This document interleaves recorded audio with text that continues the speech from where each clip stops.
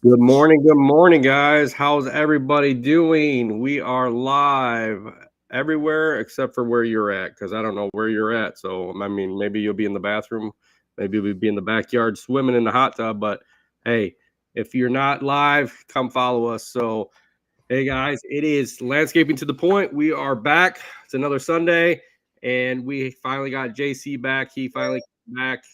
He had a nice long trip. I hope you gained a lot of videos for your OnlyFans. It's, traveling the world and taking these videos. I hope you get tons of fans, dude. It's more like only one fan. Well, you got one. I mean, at least you got one following you nonstop. That's a good thing, right? And then you got it's me. It's Josh. I'm his only one fan. He's my coffee money fund. Coffee money. Hey, as long as he's giving you that much money in coffee to get a coffee every day, hey, it's working out pretty good, I guess, right? My alias is Nick Duncan on his page. Nick Duncan. Nice. So, good morning, everybody on Instagram. We're live on Instagram. We're live on YouTube. We're live on Twitch. We're on Spotify. We're all over the place, guys. But today we're going to get into some really good topic, hopefully. Just wanted to touch base on something. A couple of weeks ago, me and Josh were talking about sauce and gravy. It's actually funny that we started talking about it, and then Heinz Ketchup did a little spiel saying that ketchup is not the real sauce. It's actually gravy is the sauce. Yeah, gravy is the new ketchup. So I think it's kind of funny. After we talked about it, they went and did a little skit like that. So, yeah, it's weird. Like, why would you do that? It's just why take after a little bit? But I don't know. Maybe they saw something in what we were talking about and just decided to jump on that bandwagon.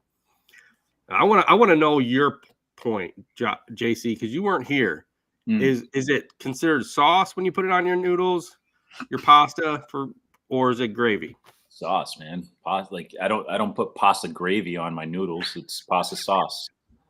Okay, good. And so, gravy's like a little more above a condiment because you're putting gravy with your turkey, right? Right. And you don't put gravy with noodles. So no, I don't think so. Ketchup is like just a dash. You're not really overloading with the ketchup unless you're a freak. Right. Yeah, I know. Who knows? I don't know, man. Like Alfredo sauce. It's not Alfredo gravy. No,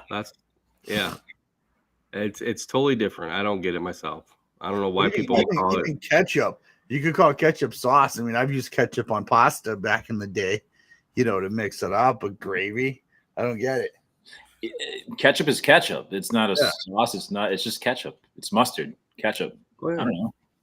Man, people have a lot of free time. Yeah, they do. They do have a lot of free time. Has there been a counter argument as far as like pasta gravy? Yeah, could be. I don't know. No, like nobody did. Is anybody? Nobody did. A lot of people said it was sauce. So I don't know where. I mean, Josh must be traveling in some weird Italian areas. That's all I gotta say. Again, Italian. But how about this? All right, so. I don't mean to extend this conversation, but now I'm intrigued. You have ketchup, that's ketchup, but then you have hot sauce. Yeah. So I don't get it. So is ketchup considered a gravy or is it considered a sauce? Is hot sauce considered a gravy or a condiment? Yeah. Why do they call it ketchup? I mean, it's actually, it's actually tomatoes mixed into a sauce. So now, why would ketchup? Is it ketchup or catsup? I don't know. But why would you want to cat the cat up? Yeah, because they sell two different types. One's ketchup with a K, one cat's up with a C. See, I don't think they're just messing up with the names. That's just ridiculous. That's all I think. I'm gonna buy a bottle of each and present it next week on the show. You gonna get the Pinkett one too? Oh, you make green ketchup?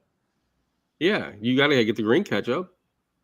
You better just go to the store and buy every kind, and we'll just do a walkthrough through it. Green ketchup just sounds gross. Could taste the same. I think that would just mess with my head. Yeah. Oh, I think so too. Yeah, it's just one of those things. I don't know. All right. So let's get on to our topic today, tough decisions. So there's a lot of tough decisions we make. All three of us have made some tough decisions in our business life. And I've been talking to a lot of other landscape owners. I've seen a lot of landscape owners quit this year, just hang it up. A lot of them that have downsized, and a lot of them that are selling their companies. So I want to know out there is the main reasons why was because the economy's going bad. It's hard to get employees, and a lot of stuff's going up. I know that there's still work out there, so I don't see why you would pretty much just stop doing it unless it was so hard for you. One that I talked to the other day said that he had over close to about $40,000 in repairs last year of his equipment, and he's like pretty much a mid-sized company. So pretty much he's downsizing just because he can't get the right employees and he doesn't want to deal with it, and I understand that. But the other one, a couple of them I seen, literally one that I talked to, literally was pretty much they're a small company.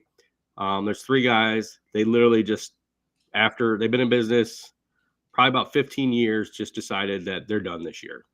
We didn't have a good winter. They said, "Well, we're done. We're not going to continue to do this." So that kind of boggled my mind of why would somebody want to do that, especially if you just had one bad winter. We all have that bad winter. We all have that bad time, but I don't see where when you have the customer base and they're already been there for years, why you would want to just stop and just go different route.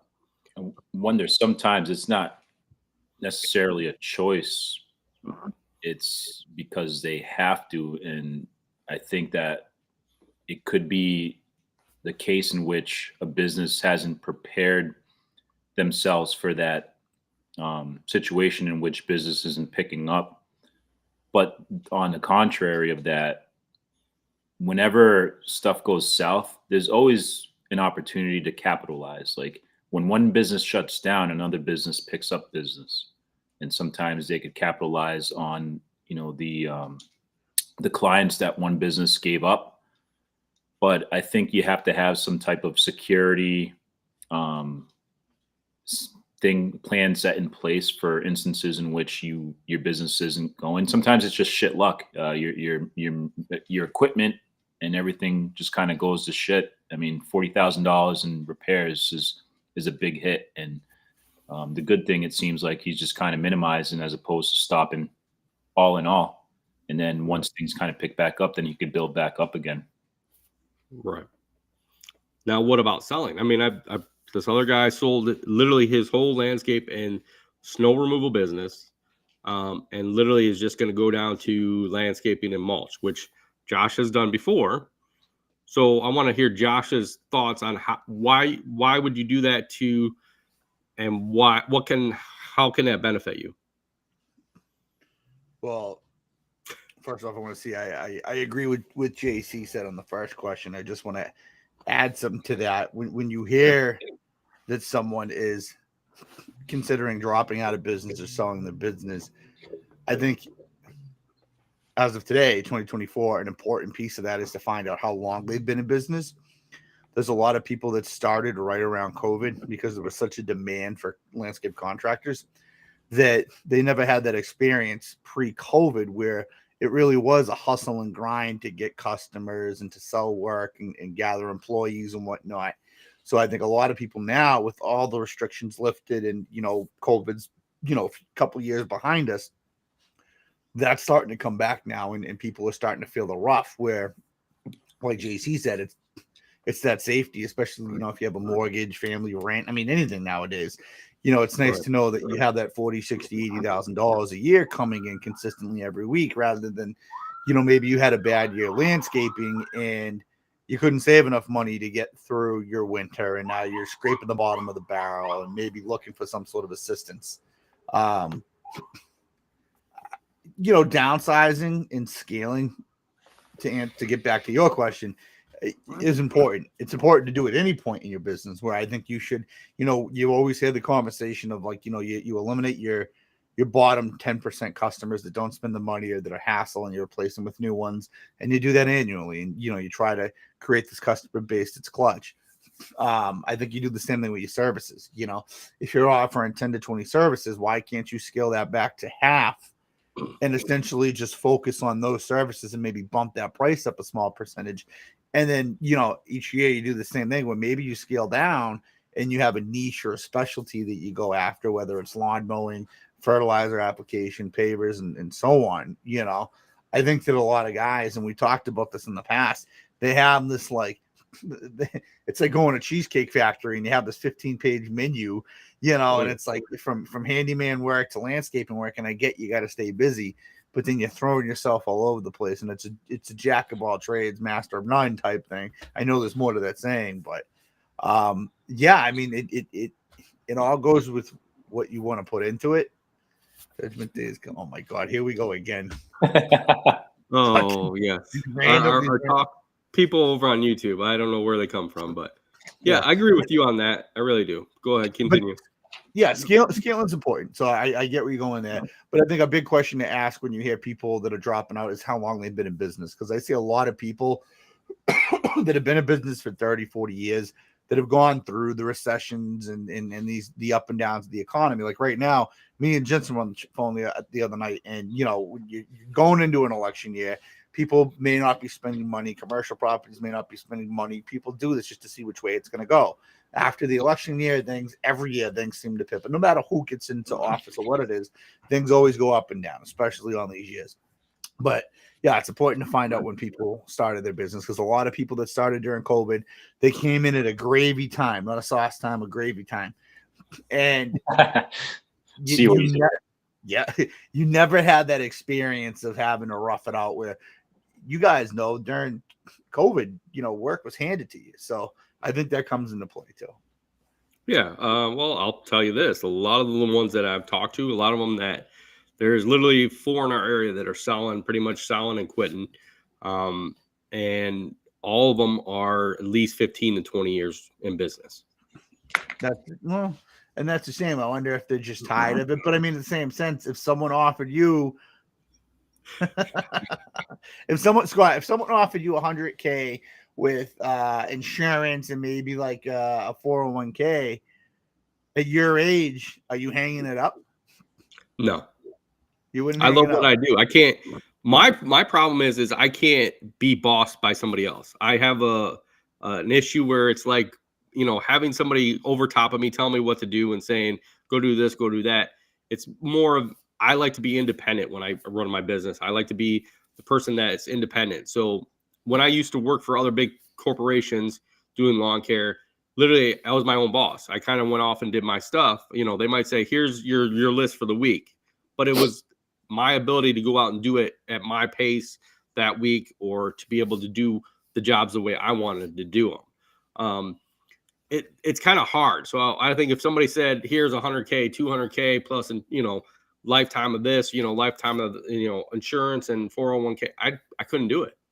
I'd rather struggle with myself and try to do it, because every time you struggle, you learn a lesson. You learn how to adapt and be able to grow your business. So for me, it wouldn't work. I wouldn't be able to do it. I could understand it, especially from your guys' perspective that have been doing it for years. It's kind of like, I mean, not that I know anything about marriage, but you got to continue working towards it when you're so vested into it. And especially knowing that at times for the majority of your career, you have been successful.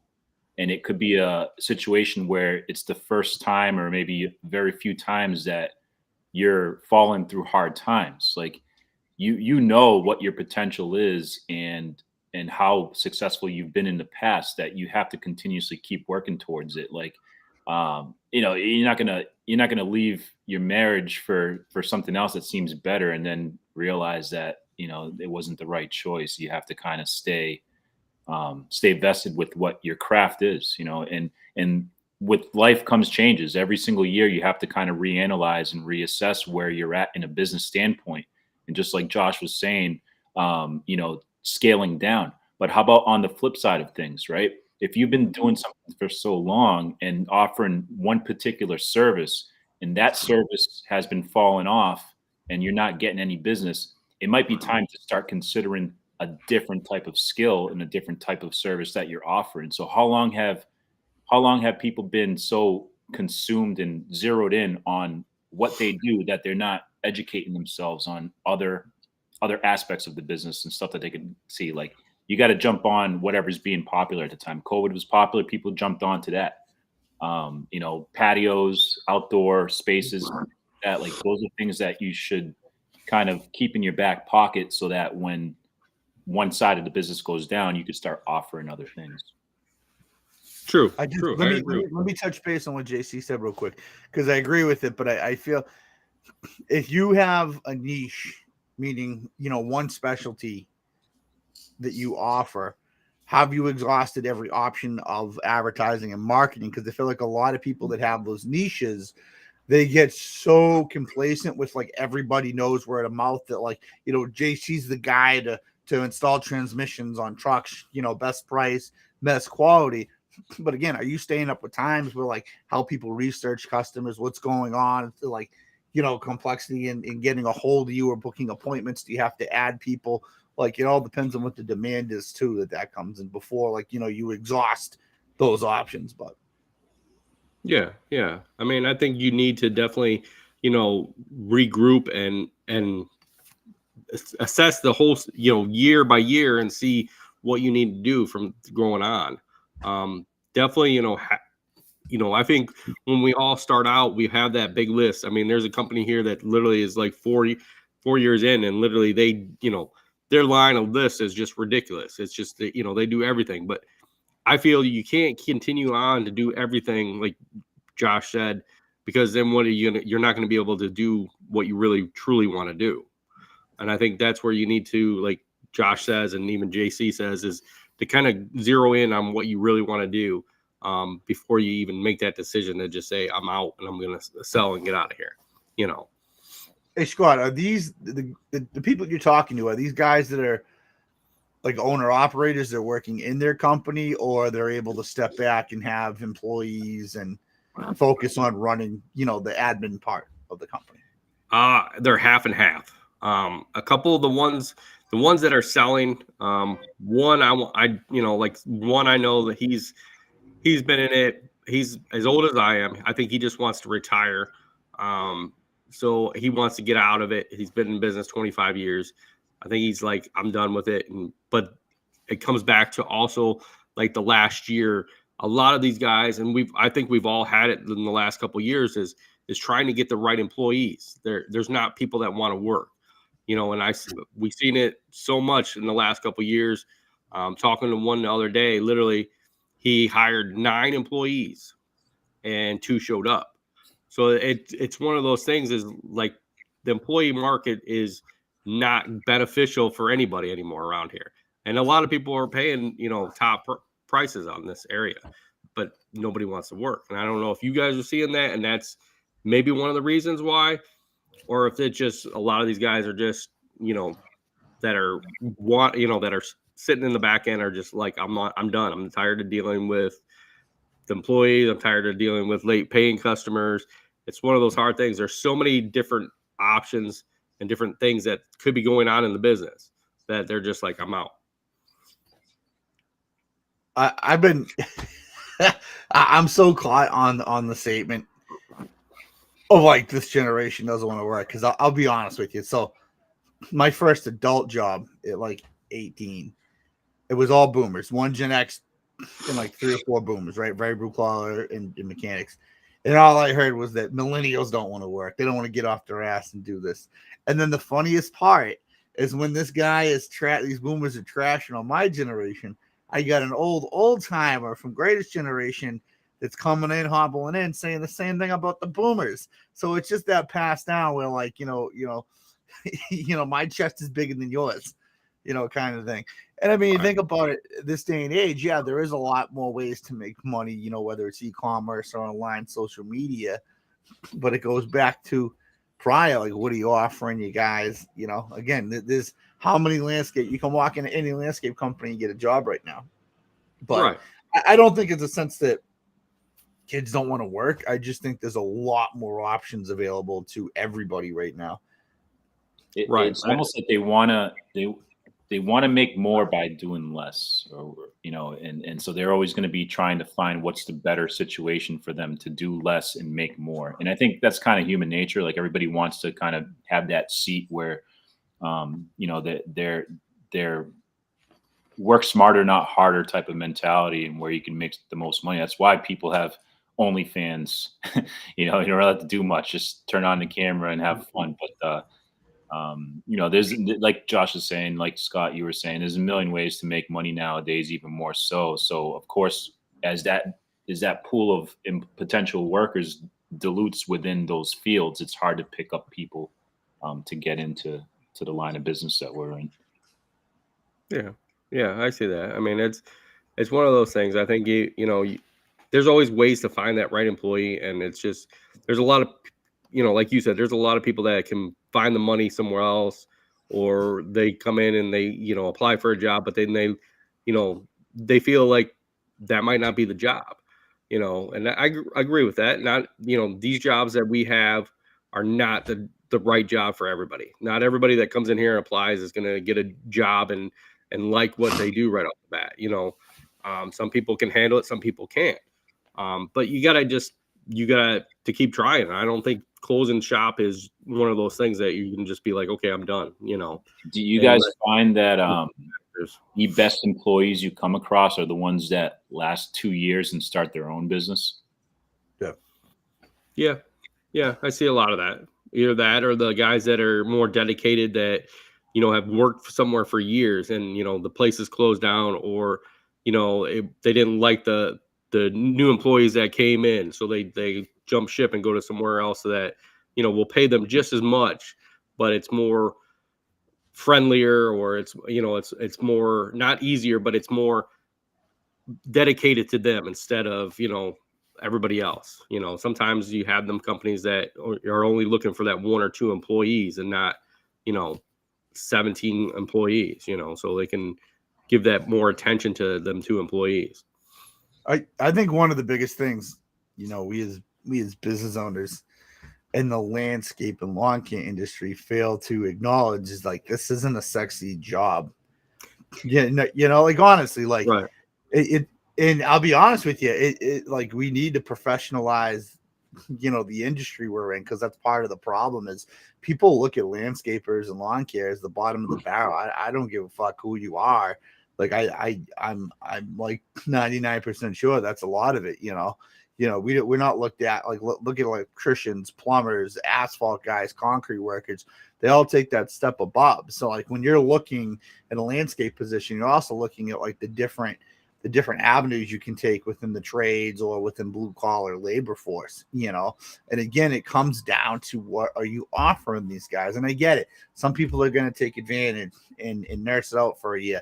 And that's kind of the dice you roll. But again, you're in a very competitive market, and I believe we are in the bottom of the barrel of attracting people. But, if you could come up with a nice package for guys that are worth it, and, you're able to identify decent employees, maybe that guy that, who was I listening to? I'm listening to the Snow Jobs podcast. Love this podcast.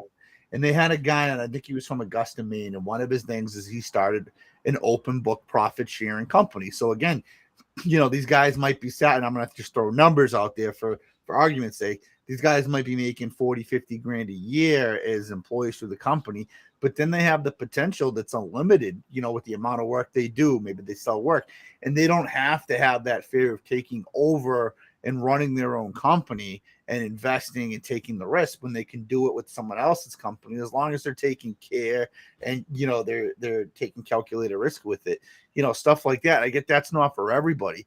But, like, if you have some sort of policy where it's like, Scott, you come work for me, I can give you 5% of this, and you could potentially make up to 100 grand a year, as long as the company's making that money. So there's different avenues you can do to attract people. Obviously not off the bat, you want to trial and error, but you have to have these possibilities open.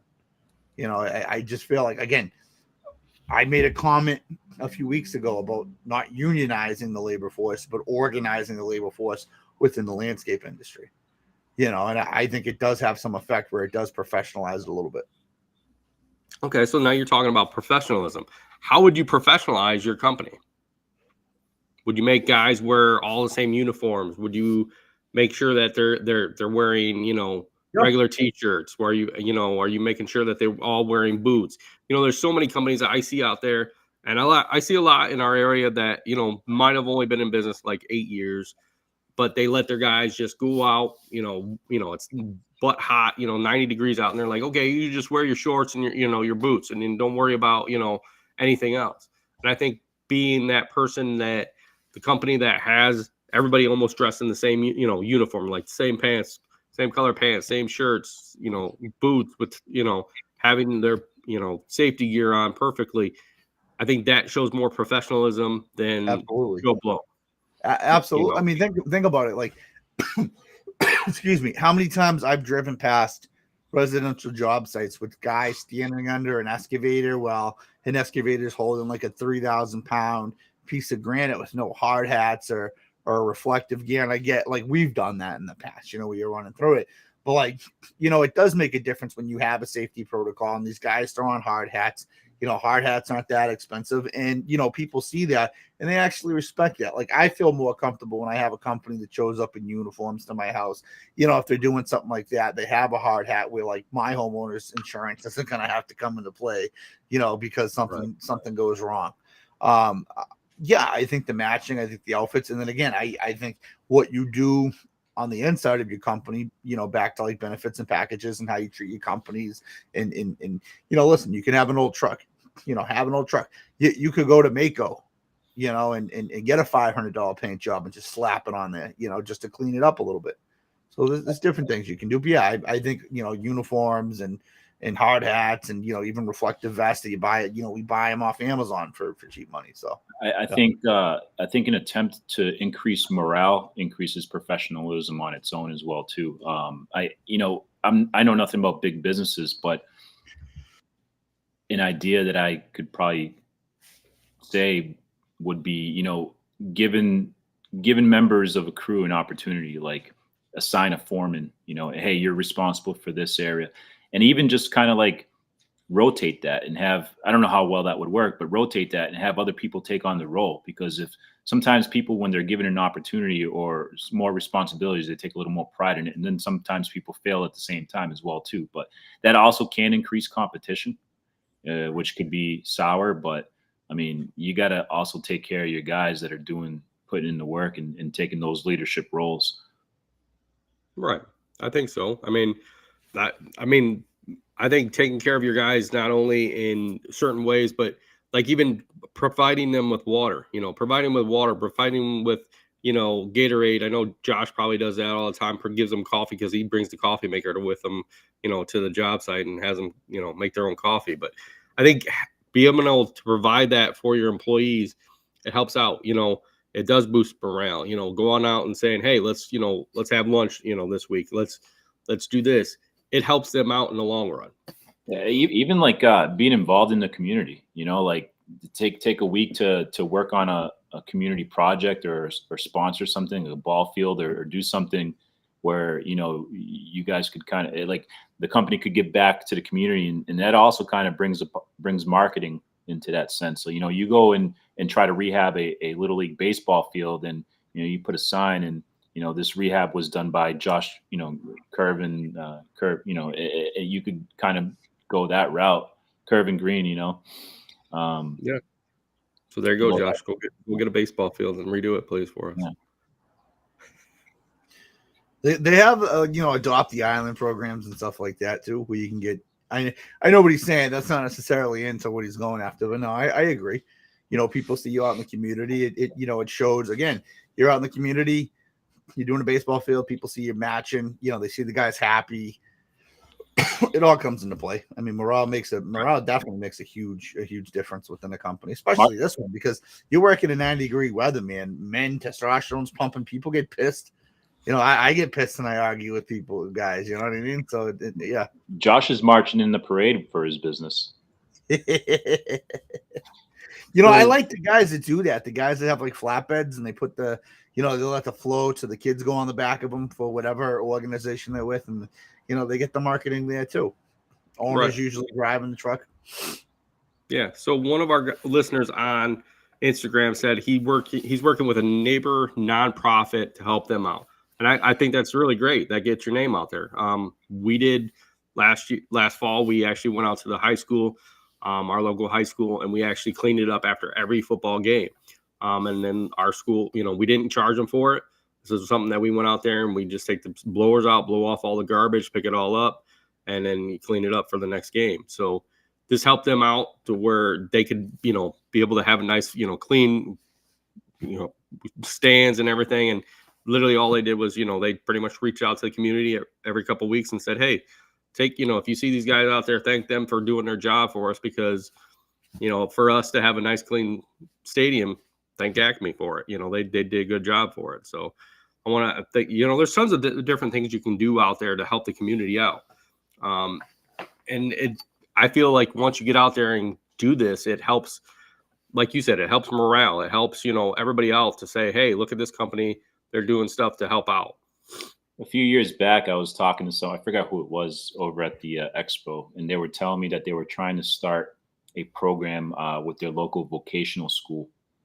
And they were going in and teaching the trade pretty much to the high school students. And as part of the trade, they would take the students out, you know, and have them do some projects and some work that way.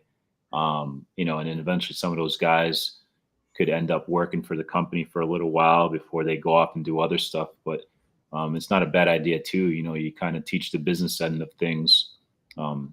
To that's, you know, a lot of companies have started that way. A lot of these landscape companies now that you see on Instagram, their kids have been, you know, started the business since they were 16, 17 years old. So, you know, being able to give an option to a student like that, you know, and then giving back to the community is also good for your own personal business. Yeah. Like one said over on YouTube, outdoor pride equals one team. I mean, definitely. I mean, that helps out when you can actually go out there and give you know, get a great team to actually provide that pride to everybody. So they won't let Josh near the school. What now? They won't let Josh near the schools. No, he's banned. He's banned anything. I mean, he's got a cop car sitting out in front of his house right now. So I mean, he's not allowed to leave. Whoa, careful. It's just to make sure that he's in the right place. It's all right. We want to, you know, he has his dog. They want to make sure his dog's not going to attack nobody. That's why he's in the attic. He's been under house arrest for the last year and a half. If I could raise my ankle to the computer screen, I'd show you. He can't raise his ankles, really. I raise my ankles on the OnlyFans. Okay, so I got a debate for you guys. Here's a nice, good debate. And okay, so do you guys stick your fries in your Frosty, or do you stick your fries in a milkshake if you get it? We're talking about fries, right? Yeah, fries. Like Wendy's fries. Would you get a Frosty and stick them in a Frosty, or would you go to a place and get a milkshake and get fries and then stick it in there? That's savage. He's saying no. Savage? That's savage, man. That's the same type of person that takes the bottle of ketchup and drizzles the ketchup all over their fries. Like, oh, really? Okay, yeah. Now wait a minute. I don't use ketchup, but I use sweet and sour sauce on my fries. So you drizzle it all over your fries? Yeah. Instead of a little like corner, you can dip it in. No, you take a fork and pick it up. See, and then you can drizzle it more. See. So you eat French fries with a fork? Yeah. Wow, man. You just completely changed my point of view about you. You're a bougie bitch, dude. Jesus Christ. Hey, real quick. I just want to back it up real quick. So that last comment for Raw, I had to look that up real quick. So Outdoor Pride, one team. I had a feeling. So Outdoor Pride is a company based out of Manchester. He's in our neck of the woods, Jensen. They're based out of Manchester, New Hampshire, and they're from my understanding, what I've looked at, I mean, they're a big player in Massachusetts and New Hampshire as far as like snow and commercial landscape. but they're a good business to model an employee model after. Again, Snow Jobs Podcast, they have some of the guys on there that'll tell you about it, and it's look them up on Facebook or Instagram, but they're definitely a decent company to model after, family-owned company. So Nice. shout out to a Pride. So on our Instagram, we got a lot of responses on the fries and stuff. Okay. Albert Lawn and Snow from St. Albert says he does it both. He dips them in either milkshake or that. Melanie said she dump them in she does this with her chicken. Okay. Chicken and Frosties? No, chicken and the drizzle all over it. The ketchup and all that all over the chicken and drizzle it, right? Like you said, drizzle the chicken. Yeah. Yeah, she does that. Envision Lawn says mustard and barbecue sauce. Hold on. I don't know. So she puts ketchup with chicken? I guess She's from Chicago, bro. They do weird shit. Yeah. Maybe they call it the gravy over there. I don't know. Melanie, do they call it gravy over there? Catsup too over there. Yeah. Another company says he goes both. He goes, I put ketchup on the side. No, Melanie goes, laugh out loud, JC. No, ketchup in my Frosty. Ooh, that's different. Like I've never see that must be a Chicago thing. Jesus Christ. She's not serious. She says, and turkey too. I don't know. Like Mel, we really need to talk about the way you eat some stuff. That's kind of weird. You need to come on the podcast because we need to. Yeah, you got to come on the podcast one time and talk to us about this because this is weird. She goes, no, it's actually ketchup on my chicken and Thanksgiving turkey. Okay, I can see ketchup on turkey and chicken. So she uses ketchup as gravy. Yeah, as a gravy. Yeah. Instead of she's a gravy gal. She goes serious as a heart attack. Okay, yeah, bro. You and Mel definitely fork with fries and ketchup and what? Fork and fries is not bad. Sorry, man, that's weird. All right. Here's the thing. Okay, I have a friend that when we go out to eat, he drizzles the ketchup like all over his fries, and I think part of that is like you have to be somewhat psychotic for that. And then the French fries they're finger food. Okay, so you eat them with your fingers. You don't stab them with a fork. No. You can eat anything with a fork. Come on. Hold on. And then when you drizzle the ketchup over the fries, they get soggy after a while because they're saturated with the ketchup. That's why you dip it in, and then you get as much as you need on each fry. But if you get a crispy fry, a nice good fry that's nicely toasted and crispy, okay, it is better to drizzle it on, and then you can enjoy all the good taste and everything with your fry. That's a mess. Oh, man. So all right. So when you go to McDonald's, if you do, and you get the little, I don't get McDonald's. I don't go to McDonald's. Or Wendy's, whatever. You get the sleeve of like French fries. You drizzle the ketchup all over the fry package. Well, I don't usually use ketchup on my fries. I hate to say that. Okay. I use barbecue, so I'll get barbecue if I'm at like a place. I'll get like if I go to Wendy's, I'll get barbecue sauce packet. And you dip it in the thing. Right. Yeah, you don't. But if I'm at home, I'll drizzle it. This must be a Midwestern thing. I don't know. I don't even think it's a Midwest thing. That's just like I've never heard of that. Bro, once you pass Connecticut, it's like aliens out there, dude. Seriously, Jesus Christ. How do you eat pizza, Scott? With a fork and knife? No, you pick it up. You pick it up and you fold it and then you eat it. So why wouldn't you eat French fries with your fucking fingers? Because when I'm out, I do. But when I'm at home, no. How about tater tots? Do you eat them with a fork or your fingers? Well, with a fork if I'm at home, but if I'm out, I'll use my fingers. I mean, come on. Like, doesn't anybody? Hold on. That's weird, man. If you're out, don't you want to be more proper? And then I would understand using the fork more. But if you're at home, you're just eating it like a savage. Okay, so I'm gonna go to Wendy's and I'm gonna ask for a fork to eat my fries. Is that what you're trying to say?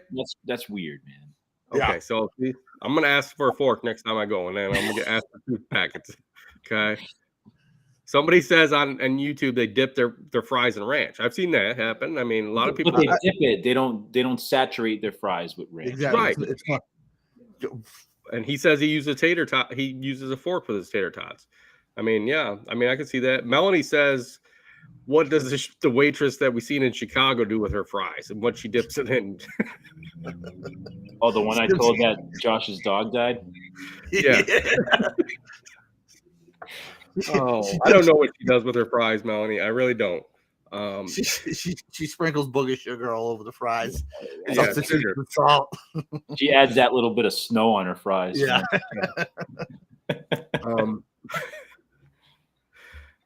Okay, so but what do you do with chicken? Do you do the same thing with chicken? Do you put I have to put barbecue on it. I mean, so I'll Yeah, like all right, if it's like chicken nuggets, I'll dip it Okay. in the sauce. I don't saturate it. I don't pour ketchup on it. I just dip it.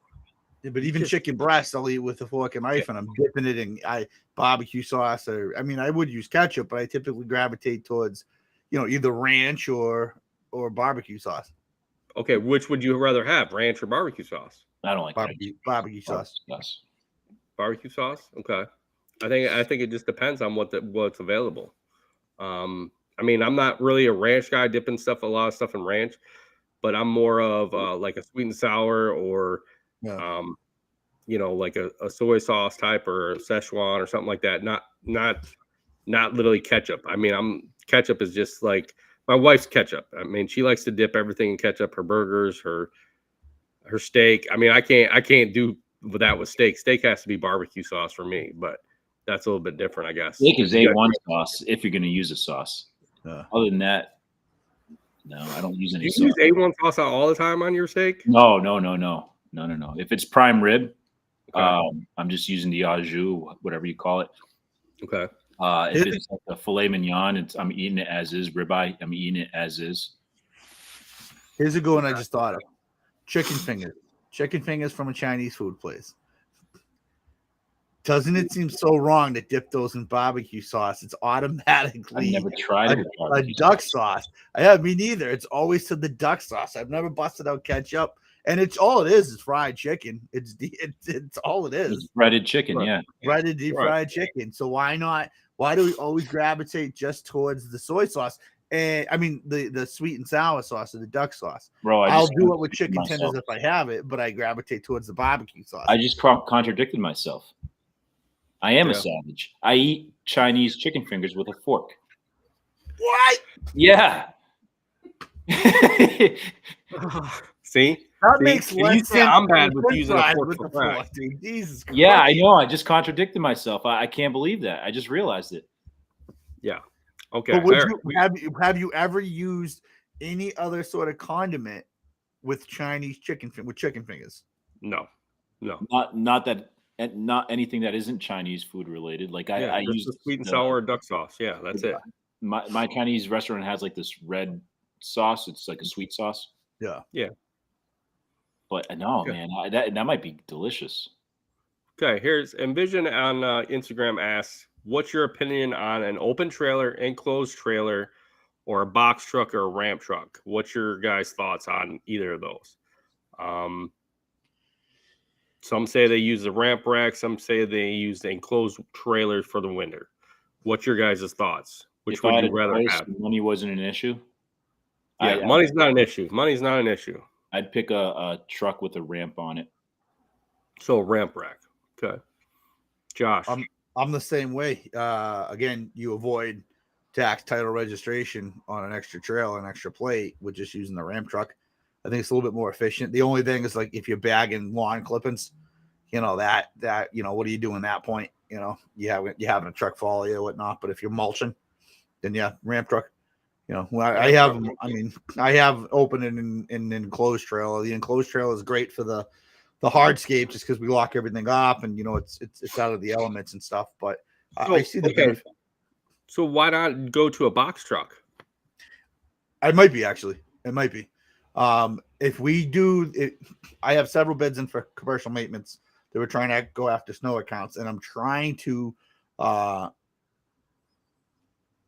minimize my exposure to liability, meaning like the overhead it's going to cost me with the extra trailer, the extra parking space I have to rent at my shop for it. So if I do a box truck, I'm looking at, okay, you can fit probably 2 or 3 mowers, weed whips, blowers all hung up, nicely in a box truck, and that can be utilized in the winter to drive around a snow raider or a dingo or something too.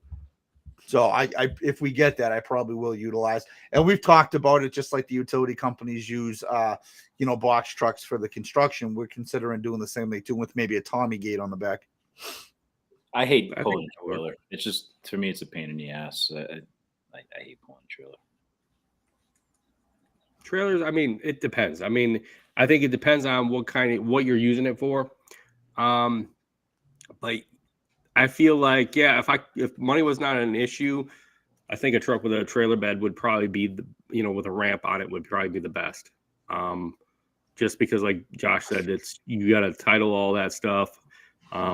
It's actually less of a, if you got to go into a neighborhood, you, instead of pulling a truck with, a 14-foot trailer, which actually with the tongue, you're talking like 16 to 20 foot, you can go into a lot of these areas and, minimize your parking space and be able to get in and out faster than you could with, the truck and trailer.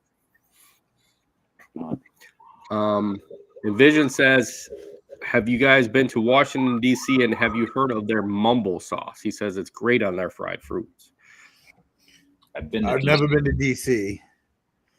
Mumble sauce, huh? Mumble sauce. He's saying I'm heading to DC this year, this summer. So I guess I'll have to find out what mumble sauce is. Envision. So I've never heard of it. It looks like a barbecue sauce. I mean, I like different barbecue sauces from around the world. So I mean, I might be willing to try it out. Oh, it's a red. Okay, it's a red orange sauce, probably similar to what Jensen's getting. It is. Oh, it's a red orange sauce, similar to barbecue sauce, but somewhat sweeter and also somewhat spicier or more sour. It is put onto fried chicken wings, French fries, fried jumbo shrimp, and fried rice. So yeah, probably almost like a sweet sauce up here. Yeah, nice. I'd have to try that. I might order that on Amazon. Yeah, he said, yeah, that's one of the marketing brands that they carry out in the carryouts down there. Hey, that's a great idea. We should have like a taste test.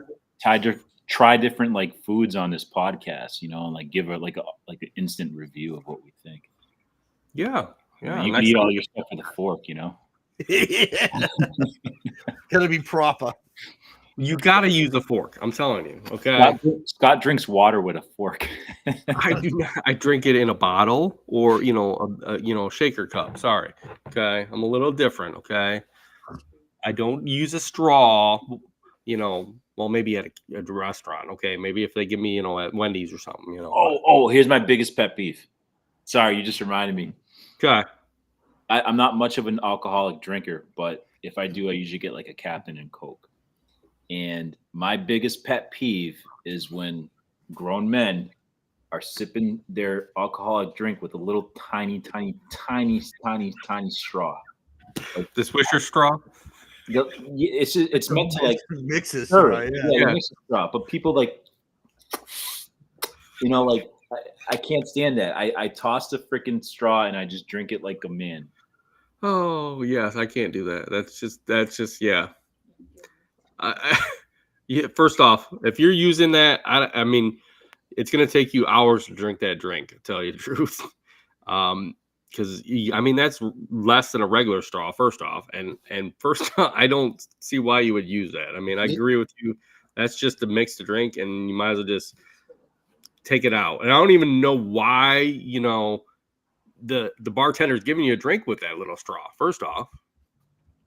The alcohol sits at the bottom, so some people do that to try to fill that buzz faster. I don't agree with it, but because the alcohol, unless you're constantly mixing it, sits at the bottom of the glass, people will hit it. So like if you have like a vodka and juice and you sip it with the straw, it's going to be a lot stronger when you're drinking it rather than sipping it out of the cup. Yeah, but people that do that, next time you order a drink, look at yourself in the mirror while you do it. Understand where I'm coming from. Okay, what mirror? I mean, unless we're going to a certain restaurant or bar, like where am I going to get this mirror? Just take a selfie. Just take a selfie? Okay, yeah. I mean, the bathroom. Bring a drink into the bathroom. Yeah. I'm going to go to the carryout today, and I'm going to get one of those straws, and I'm going to stick it in my drink and drink it just for you. No. Not Bro, many. I'm gonna buy this this mumbo sauce. This actually looks interesting.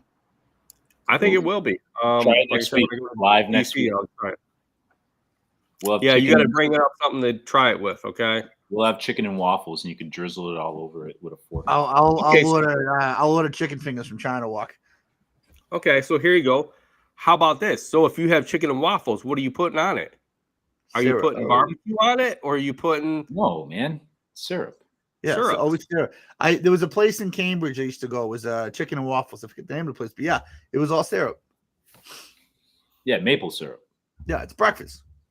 Okay, I just want to make sure because I've actually gone somewhere and somebody asked for barbecue sauce, and I was kind of like, what? Like, why would you put barbecue sauce on it? Yeah, that seems a little odd. I mean, I get the chicken, but the That's waffle. like sacrilegious, man. You can't do that. Yeah. Paul Camara says these topics are hilarious. I think we made a lot of people laugh today. So, yeah. Okay. So we learned a lot of stuff, guys. I want to thank everybody that's been on. I guess if you go to DC, get the mumbo sauce. Josh is going to order some, so he's going to have some chicken next week for us to try. JC is going to go get some chicken fingers and eat them with a fork, right? I hate to say it, but I love to fork my fries with a whole bunch of sauce. I guess This doesn't sound right. It doesn't sound right. You fork your fries, man. Okay. How about this? Do you use a fork and a spoon when you do spaghetti, or just do you use a fork to spin it? How you go? How about that? Fork, man. What do you use a spoon for? Okay. I was taught by my Italian grandma. You have a fork and you have a spoon, and you stick it in there and you twirl it because it twirls better. I have to say, I have seen people do that. I don't do that, but I've seen people do that. No, it's a fork. That sounds like drinking alcohol. How about this? Do you eat your rice with a fork or a spoon? My rice, spoon. I can't use a fork. Oh my God, Scott! Our friendship's not going to be the same. Dude, put it this way. I'm really, really tempted to go to the expo this year. Like, I'm almost like 90% sure I'm going. We're gonna go out to dinner. We're gonna go out to dinner and try several things to see how Scott eats everything. I'm just gonna get annoyed. You're going. I'm telling you this. You're going because I'm gonna rent a house, and you're coming, and you're staying at our house. We're gonna go out to eat, and we're gonna eat something with fries, and we're gonna get some pasta, some rice. Some rice. mumbo sauce. Come on, Scott, you're joking, right? You eat rice with a spoon? Yes. So wait. Time out. If I'm eating steak and rice, chicken and rice, and I have my fork, I'm using my fork 100% of the way. But last night I had rice and broccoli, and I went right to the spoon. Oh God! I went right to the spoon. See? Hey, is Paul still on? Paul Camara still on here? A lot of people say fork all day. I don't know. I mean, is Paul Camara still on here? Who? Yeah, Paul. Paul, I gotta ask Paul. Paul. Paul's like the end all be all say all. Paul. He says fork. No, but I don't know what he meant by that. When it comes to eating rice, is it? I think that was for spaghetti or whatever. Yeah. When it comes to eating rice, do you eat with a spoon or a fork? He said yes. I'm gonna say I'm telling you. No, I think he said yes that he's still here. But okay, here you go, JC. If you eat it with a fork, okay.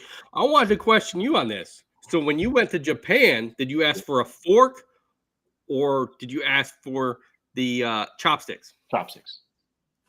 So then you just threw it out the window. That's a cultural thing, though, man. That's different. It's not a spoon. No, you're American. You should have said, "I don't need a fork." Yeah, well, I mean, if I eat Chinese food, I eat it with chopsticks sometimes. I don't know. See, you're throwing it out. It's because it's How do you eat SpaghettiOs, Scott? How do I eat spaghetti? With a fork. No, SpaghettiOs. SpaghettiOs with a spoon. Why would you use a fork? I don't know. It's too. Yeah, I got to give him that one. It's too soupy. Like you have to. You have to use a spoon. Paul says yes. He uses a fork when he eats his rice. I think Paul just has forks. I mean, maybe he doesn't have spoons at his place. And he said yes. When he goes to Japan, he'll ask for a fork. See, he's not afraid to ask for a fork. You shouldn't be either, JC. It's just more common, I guess, over there. I don't know. Trying to indulge myself with the culture, but Yeah, that's what I mean. Cultural thing. You're trying to do as much as they do. You're not gonna go to Mexico and ask for like I don't know French fries with a fork. I don't know what tacos. I don't know what culture you learned eating rice with a spoon. My own place. Sorry. What about ramen? Do you use a fork or spoon for ramen? It's noodles. I go with fork. Okay. Yeah, I agree with you. Fork. Chopsticks. Fork, and then I sip the bowl. How do you get the sauce out? Yeah. Okay. They give you a spoon for the sauce. So wait. What do you guys mean sauce? What do you mean sauce? The I'm broth. thinking like The broth. Okay, yeah. Okay, there you go. Let's Sorry. not go this way, guys. Yeah. So you eat the noodles with the chopsticks. Yeah, Anytime you eat ramen, no matter what, chopsticks is always my choice. And then for the broth, when I go to a restaurant, they give you a little spoon for the broth. Or if I'm a savage at home. So at a restaurant, you'll use the spoon. You won't be savage. I mean, I'm always savage, I guess. I don't know. Dude, I did that one time years ago with my wife at a restaurant, and I got the bowl up. I put the bowl down. She looked horrified, dude. Like, what the fuck are you doing in a restaurant? I was like, I'm drinking the broth. What do you mean? She goes, the fucking spoon. Like, Scott, I got another question for you. God. You eat spaghetti. You finish it up. Do you lick the plate? No, that's what you use the bread for. Okay. See, you got garlic bread or you got breadsticks. Use the breadsticks to use up the sauce. Soak up the sauce. You gain some points back with me, but that's I don't use bread for gravy. I'll tell you that much. I use my turkey for gravy, okay, or my potatoes. But this could be a whole podcast subject. Yeah, that's a whole different podcast. Okay. All right. Maybe we can get some food sponsors and get some free food to do taste tests. I know we definitely need some food sponsors. Some restaurant or something to sponsor us. That would be good food wise.